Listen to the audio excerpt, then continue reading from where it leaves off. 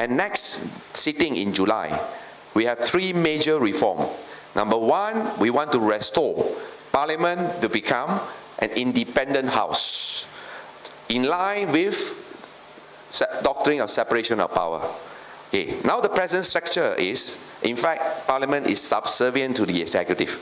Now let me explain, even though I know there are many lawyers here.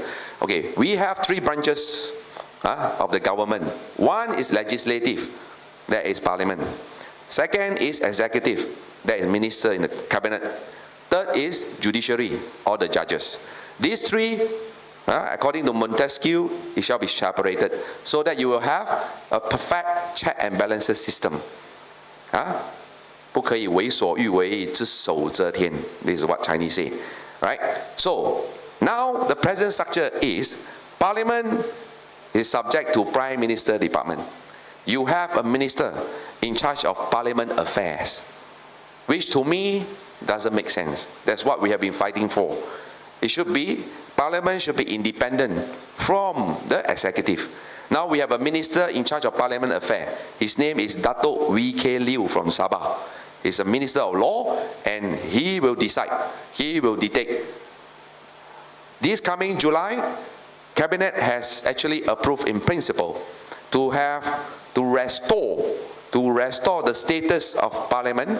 We are going to pass Parliament Services Commission Act, so that Parliament will no longer subject to the executive.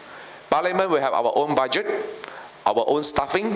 We can in fact employ Dr. Clarence to become our research center head in Parliament. If you are good, or by merits, you can have your own budget, you can have your own development plan, you can set your own sitting. That is what it should be. So, Parliament become a watchdog of the executive to protect the interests of the public. Okay? This will be the major reform, because it will actually change the country history. Apart from that, we also have in the pipeline to introduce for the first time the Ministry Day. Okay, what is the Ministry Day? Now in Parliament, you have about 28 ministers. During Parliament sitting, most of them have to be on duty. Some, when they are not answering questions, in fact, they are loitering around the lobby, which is a waste of time and also waste of resources. So when after meetings with ministers and deputies, okay, we have in the pipeline to introduce the Ministry Day. For example, Monday is Finance Ministry Day, and Lim Guan is compulsory to attend. And he has to stand there for the whole day on duty to answer to all the questions pertaining to his ministry. But when other days come, Tuesday, Wednesday, Thursday, he can go back to Putrajaya, he can go back to MOF to do his work. He doesn't need to spend all the entire weeks in Parliament. For example, Tuesday is the Defense Ministry Day. Then Mak Sabu must come. So etc., etc. Okay, that will actually increase the efficiency and in terms of management. So apart from the Ministry Day, we also have in pipeline to introduce the Prime Minister Question Time. This is one of the best practices implemented in House of Commons UK. For those who watch BBC.com, every day you know how tension was Theresa May and even Tony Blair. I was in London in January when I speak to the clerk of the House, which is the UK House of Commons, the walking dictionary, Sir David Nasler. He told me that in fact one of the fun memory is every Wednesday when the Prime Minister has to come to answer 45 minutes, they are all hypertension time.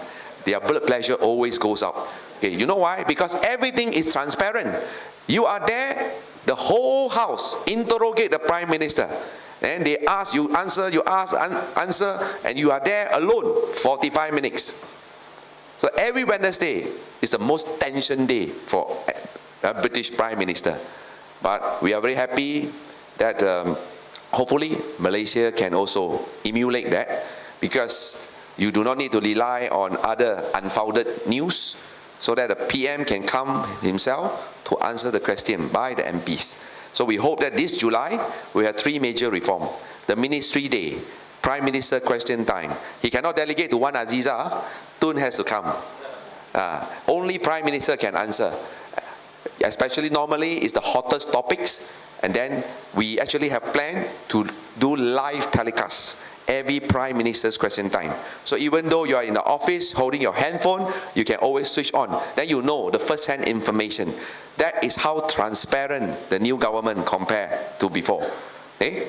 So once you have these three major reforms, Ministry Day, Prime Minister question time, and also Parliament Services Commission Act, we believe that it will change the national political landscape in terms of institutional reform.